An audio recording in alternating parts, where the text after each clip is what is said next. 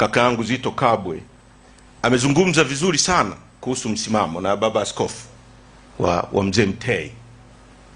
Kwa wale mnaotuona sisi Chadema na misimamo yetu ni kwa sababu ya DNA, vinasaba vya muasisi wa chama chetu.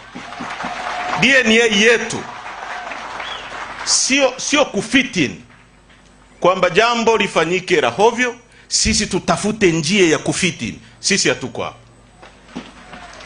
Mzee Mtei aliacha uwaziri, mimi nimekuwa mbunge, najua waziri wa fedha, kwa sababu ametofautiana na rais. Na sasa hivi baba askofu ingekuwa hatari, kwa sababu angeweza kupotea au lolote lingempata.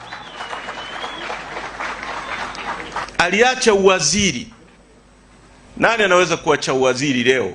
Sana sana utakachofanya, rais anataka tuende hivi, utaalamu wangu uniambii tuende hivi, lakini ngoja niende hivi, ni fitin pale anapotaka ili tuende mbele. Kwa huyu ni mtu ambaye ametujengea taasisi ambayo ni ya mfano, na sisi tunamkumbuka sana na tutamkumbuka. Nataka kuchukua nafasi hii kuwashukuru wanachama wetu wote waliotoka nchi nzima, mikoa yote wako hapa. Mwenyekiti Mbowe, nataka nikuhakikishie kwamba wanachama wetu wamekuja kwa mamia, kwa maelfu. Viongozi nchi nzima, pamoja na mateso wanayopitia, kwa sababu nimeona hapa watu wanasema tutofautiane kwa sera. Sasa hivi ukitofautiana kwa hoja ndio unapotea. Watu wanapotea na hawaonekani, sio mzaha. Kwa sababu baba, tumefata kile ulichotufundisha kufata. Hatukosei chochote.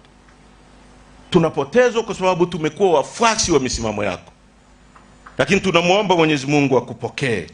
Nataka kuhakikishia Watanzania na wanachadema nchi nzima, chama chetu hakitayumba hata tone kutoka kwenye msimamo aliyoianzisha mzee huyu, kupigania haki za watu, kupigania uchumi shirikishi na kusema ukweli daima. Mwenyezi Mungu atubariki. Asanteni sana kwa kunipa nafasi ya kunisikiliza.